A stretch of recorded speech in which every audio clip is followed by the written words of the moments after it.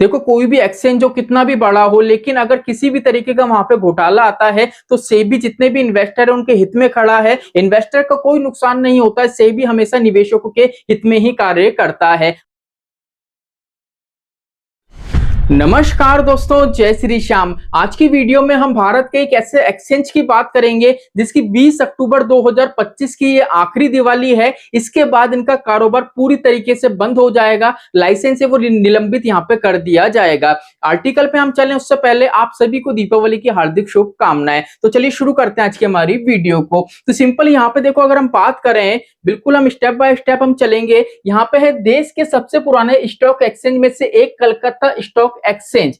इसपे क्या हुआ है, 20 अक्टूबर 2025 की इसकी आखिरी दिवाली है। इसके बाद से क्या होगा, इसका कारोबार पूरी तरीके से बंद हो जाएगा। अब कोई भी अगर एक्सचेंज मार्केट में जब बंद होता है तो ऐसे ही बंद नहीं हो जाता है, उसकी जितनी भी असेट्स होती हैं वो सेल होती हैं। उसके जो शेयर होल्डर हैं उनसे भी क्या करने पड़ती है, मंजूरी लेने पड़ती है। काफी सारी चीजें यहाँ पे होती है जो हम आज डिस्कस करेंगे। तो यहाँ पे अगर हम बात करें, जो कोलकाता स्टॉक एक्सचेंज है, अगर हम बात करें बीएससी स्टॉक एक्सचेंज, इसको काफी ज्यादा ये टक्कर देता था। ठीक है, तो यहाँ पे अगर हम बात करें कि सर इस तरीके से जो एकदम से ये बंद हो रहा है, इसका रीजन क्या है, तो एकदम से कुछ भी बंद नहीं हो रहा है। यहाँ पे अगर हम बात करें तो देख लीजिए, लिखा हुआ है 120 करोड़ रुपए के केतन पारिक से जुड़े घोटाले के बाद कलकत्ता स्टॉक एक्सचेंज में भुगतान संकट पैदा हो गया है। अब केतन पारिक का क्या स्कैम है, अगर आपको उस पर डिटेल में जानना है तो उस पर एक मूवी बनी हुई है। गूगल पे सिंपली आपको सर्च करना है Ketan Parikh scam movie name, वहां पे आपको मूवी का नेम मिल जाएगा। वो अगर मूवी आप देखोगे तो पूरा जो इसका चैप्टर है आपके सामने आ जाएगा, सब कुछ कहानी आपके समझ में आ जाएगी।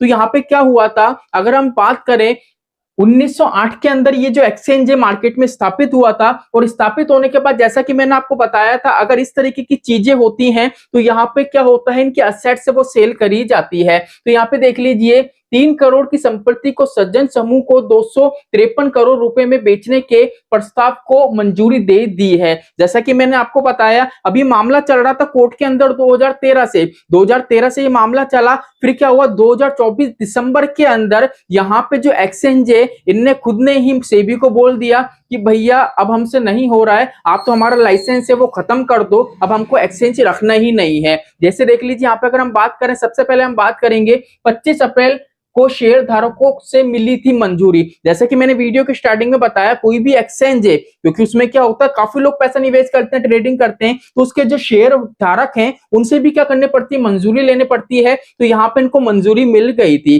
जैसा कि मैंने आपको बताया था, देख लीजिए, दिसंबर 2024 में सीएसई के निर्देशक मंडल ने कोलकाता उच्च न्यायालय और उच्च न्यायालय में अपने लंबित मामलों को वापस लेने और स्वैच्छिक निकासी के लिए आवेदन करने का संकल्प लिया। यह प्रस्ताव औपचारिक रूप से 18 फरवरी को सेबी को पेश किया गया था, और इस साल 2025 अप्रैल में शेयरधारकों की मंजूरी प्राप्त हुई है। अब शेयरधारक की उनकी मंजूरी प्राप्त हो गई, तो यहाँ पे एक डेट मिली थी सेबी के द्वारा, और वो डेट थी 20 अक्टूबर 2025 की। आखिरी दिन है आज का इनका मार्केट का। इसके बाद इनका लाइसेंस पूरी तरीके से खत्म हो जाएगा और ये एक्सचेंज अब आपको मार्केट में नहीं दिखेगा। तो यहाँ पे कंप्लीट मैंने चीज बता दी है। देखो कोई भी एक्सचेंज जो कितना भी बड़ा हो, लेकिन अगर किसी भी तरीके का वहां पे घोटाला आता है तो सेबी जितने भी इन्वेस्टर है उनके हित में खड़ा है, और हित में खड़ा रहता है। तो यहाँ पे देख लीजिए, इनकी जो असेट्स थी वो सेल करी गई, इनके जितने भी शेयर धारक थे उनसे मंजूरी ली गई। इन्वेस्टर का कोई नुकसान नहीं होता है, सेबी हमेशा निवेशकों के हित में ही कार्य करता है। आई होप आज का वीडियो आपको अच्छा लगा होगा। तो चलिए आज के लिए इतना ही, मिलते हमारी नेक्स्ट वीडियो में।